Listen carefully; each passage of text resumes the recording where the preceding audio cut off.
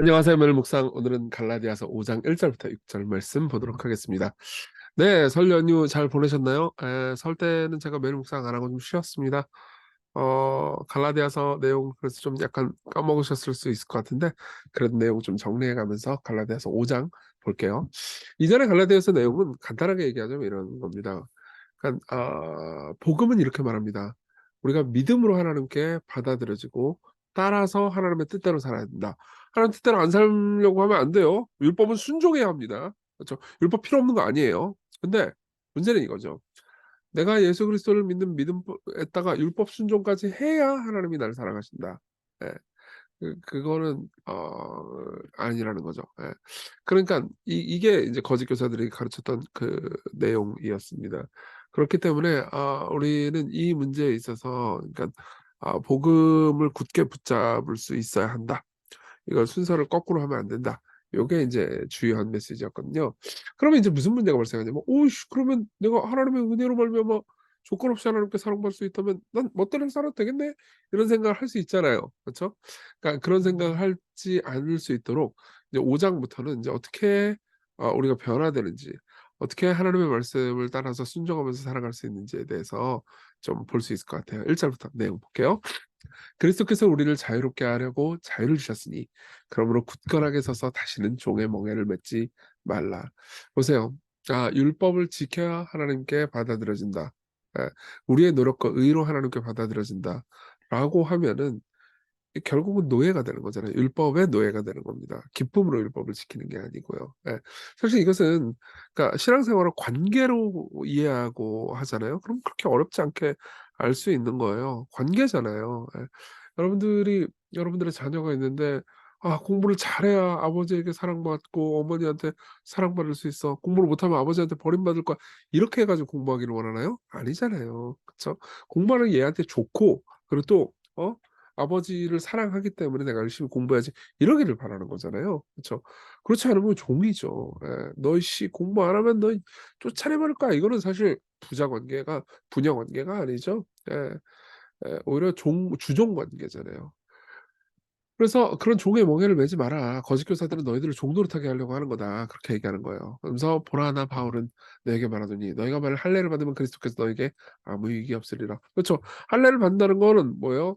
율법 자체를 내게 행할 의무를 가진다라는 의미입니까? 자 보세요. 3 절에 보면 "내가 할례를 받는 각 사람에게 다시 증언하노니 그는 율법을 전체를 행할 의무를 가진 자라." 그러니까 할례를 받음으로써 뭘 의미하는 거냐면은 내가 이 율법을 지킴으로써 하나님께 받아들여집니다. 그러면서 율법 아래로 들어가는 거라는 의미인 거죠. 그래서 율법 아래에서 의롭다함을 받으려 하는 너희는 그리스도에게서 끊어지고 은혜에서 떨어진 자로다. 그런 사람들은 그리스도가 필요 없죠. 내 힘으로 구원받겠다는 건데. 그렇죠? 그리고 당연히 구원도 못 받죠. 예. 그런 사람을 위해서 그리스도가 뭐가 필요하겠어요?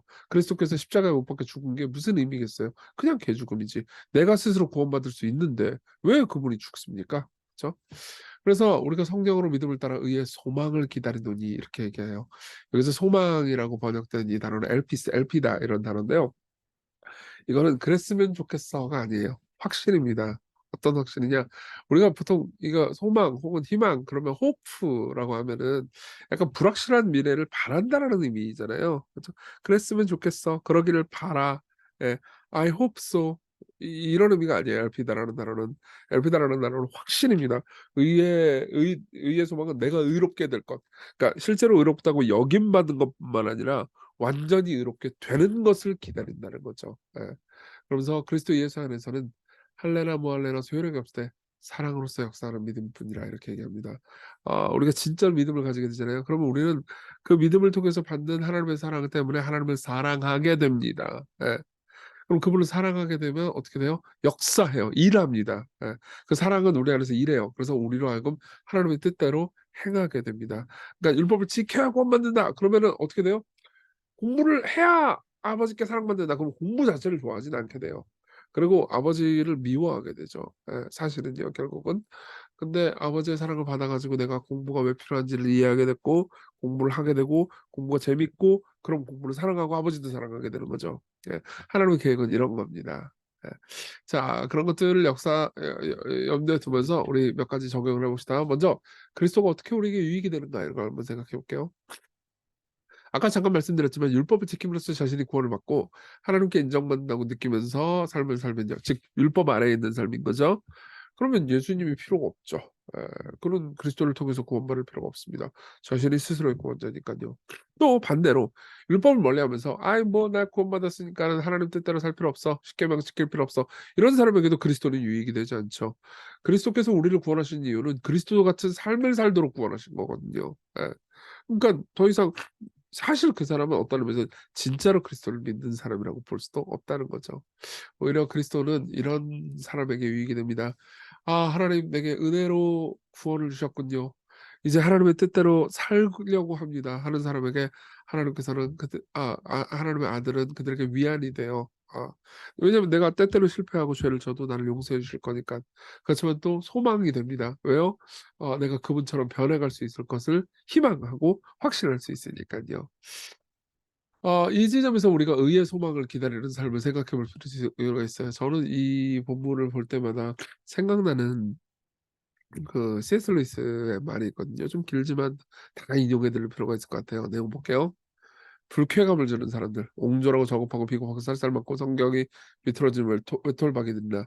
열정이 지나치고 성에 약하며 정서가 불안정한 사람들의 경우는 아주 다릅니다.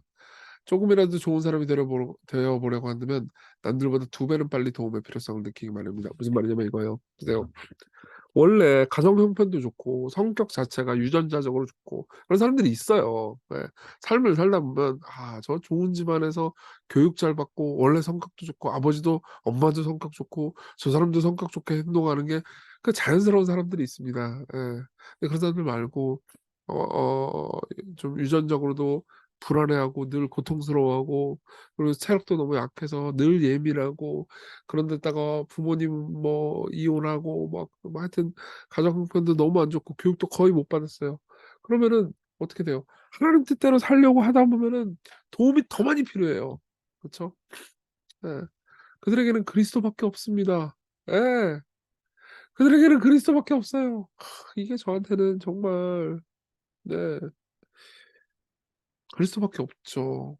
사실 모르겠어요. 제가 전자에 속하는 사람인지 후자에 속하는 사람인지는 모르겠지만 저도 하나님 뜻대로 예수님 뜻대로 멋있게 좀 살고 싶잖아요. 그럼 그게 잘 안 돼요. 예. 저도 멋있는 흉내 내고 싶을 거 아니에요. 그쵸? 누가 저한테 잘못해도 넉넉하게 "괜찮다."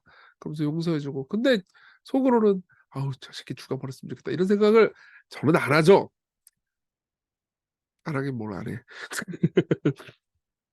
그런 생각하면 그때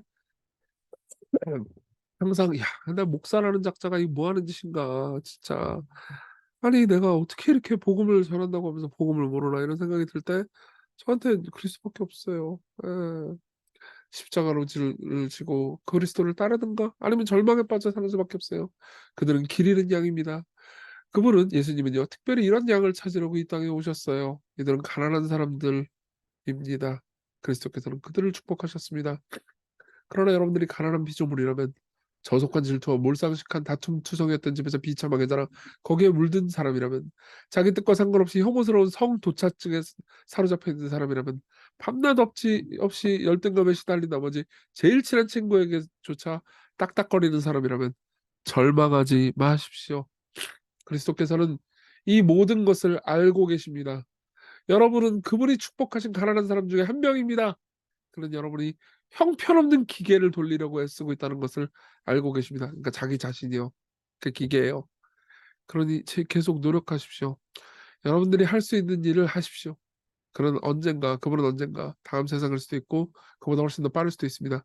그 형편없는 기계를 폐기 처분하시고 새 기계를 주실 겁니다. 여러분들은 부활하게 될 겁니다. 여러분들은 더 위대하고 아름다운 영광으로 사로잡혀 들어가게 될 겁니다. 예. 이걸 꼭 기억했으면 좋겠습니다. 예. 여러분들은 변화될 겁니다. 예. 우리는 이대로 머물러 있지 않을 거예요. 그분은 여러분들을 변화시킬 겁니다. 우리는 그 의의 소망을 기다립니다. 우리 같이 기도해요. 하나님의 전적인 은혜를 의지하면서 매일 하나님의 말씀을 지키고 순종할 마음 가지게 해달라고 그렇게 기도합시다. 여러분 순종할 마음이 없으면 그리스도가 필요 없겠죠? 예, 진짜로 말씀에 순종하면서 살아야 돼요. 그래야 우리가 행복합니다. 예, 의의 소망을 품고 하나님의 은혜를 붙잡고 매일 한 걸음씩 변화되도록 우리를 돌보아 주세요. 우리 이렇게 같이 마음 모아서 함께 기도합시다.